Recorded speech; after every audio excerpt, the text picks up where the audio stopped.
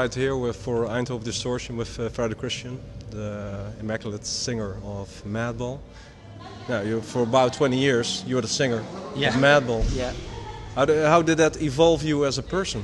Like the early 90s, then you were a young, eager kid? Yeah. I mean, you know, originally the band was like built around me. Not to sound like a, you know, douche saying that, but it's the truth. I mean, the guys from Agnostic Front, who got, you know, is where I got my start, where I learned about hardcore, where I was introduced to everything, my brother Roger and everyone. Yeah. They made this band for me, you know. They you know, I was the centerpiece, and then they sort of just played the music and played the background. And, you know, that was how it started, you know, and then eventually, you know, Hoya came into the picture in like '93, and then Matt Henderson was there, around that time, and then Will Shepler was always in the band, which is the original drummer, and then Vinny was in the band. My brother used to be the original bass player, but you know, it just sort of started to blossom into its own thing, and it became its own animal, its own entity. You know, like you said, it's been myself, and Hoya has been with me very long.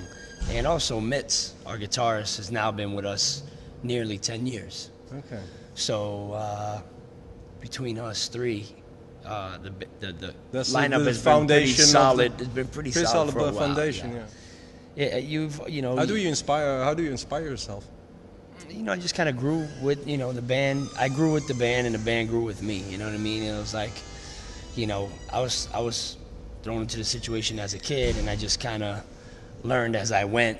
Yeah. And then, like I said, it just blossomed into its own thing. But you know, when I was young, it was kind of all laid out for me. Yeah. And I just went there and did my thing with it. And then, you know, after that initial 7-inch, you know, we kind of started to do our own thing with it. You know, and that's the Madball that everyone knows now. Today. How would you define Madball right now? You said like the beast, but in a few words. In a few words. For you personally, what is Madball? I mean, Madball is part of my identity. You know, it's not all of me. No. It's not everything I am, but it's a big part of. It has formed you as a person. It's a big part of my personality. You know? Because maybe you can grab back to the feeling that you had in 1995. You played the Dynamo Open Air Festival for thousands and thousands of people. Yeah. How was that like? It was pretty crazy. It was pretty insane. You know, we were a band that had never really done many festivals, if any, at that point. I mean, maybe we had done a couple of small ones, very small. But really, we didn't know what festivals were about. You know, hardcore is a scene that's like, you know, mostly in clubs. You know, it is underground, and it's mostly in clubs and, you know, little small clubs and very intimate and, you know, chaotic and, you know. What did you feel when you entered the stage, or when you went to the festival grounds and you were like, this is the stage where we're going to perform? I'll be honest with you, I was ill that day. Go figure, the biggest show of my entire life to date, and I was sick. I caught some kind of flu or something. So I had like a fever, and I was achy and felt like crap. And so I was pretty much in the bus for most of the day, just laying down, sweating, trying to hoping the fever would break. And guys were roaming around, checking out the festival grounds, and, you know, nobody had really gone to see the stage, to see what was out there. That was a surprise then. And I think everyone was really surprised when we did finally get to the stage, especially me, because I was in the bus the whole day. I came out to do a little interview, which I did, like the guys from Biohazard did an interview, and we were in it. And even in the interview, you can tell like I'm just not feeling well, and I'm nasally, and and then we did that, and then that was it. And then I went back and laid down, and they said, "Freddie, you got to play." And I said, "All right, let's go.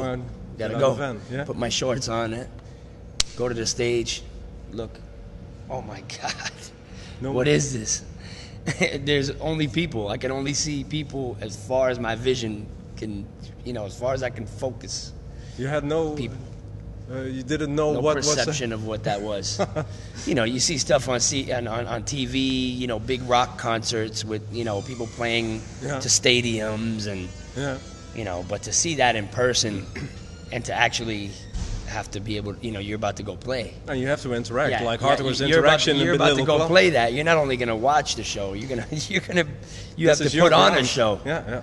So it wasn't the smoothest Madball show ever, I got to be honest. I mean, you know, we were out of our element. You know, Hoya's cord didn't reach the front of the stage because it was too short. Okay. I kicked out his cord at one point. I fell off the stage because I just wanted to reach out to the people and just get in their face, but they were like a mile away.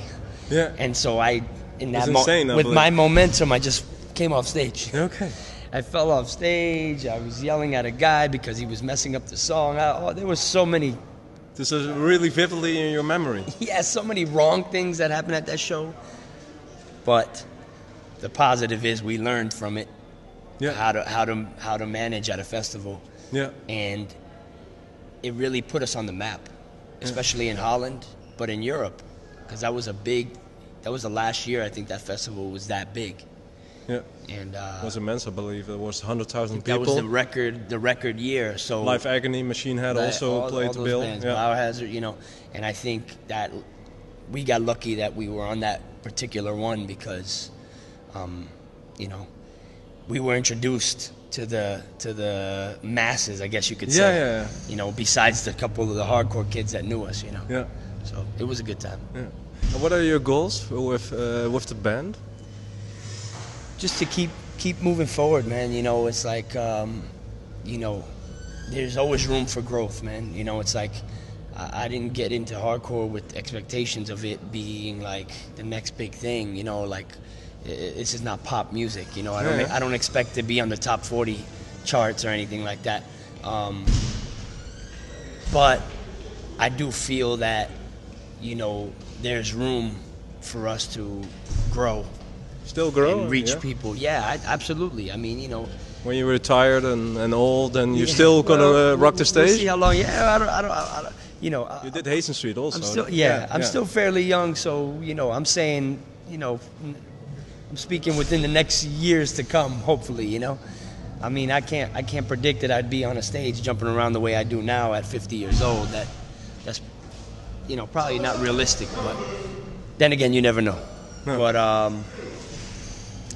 you know, I just want to take the band as far as we can and represent ourselves and the hardcore scene as best we can. Yeah. You know, I want to represent our genre, represent us personally, because, like we said before, music is part of our personalities. It's who we are. That's all I can ask for, man. It's just keep doing what we do, and hopefully people appreciate. You get a lot of it in return. Yeah. The energy. Hopefully.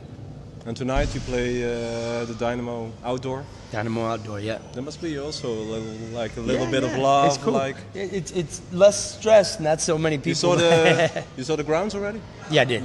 Yeah, I did. I was walking through there earlier. It looks like some people were coming together, so I'm hoping for a good show. We hope so also. Yeah. Thank you very much. Thank you. Thank you.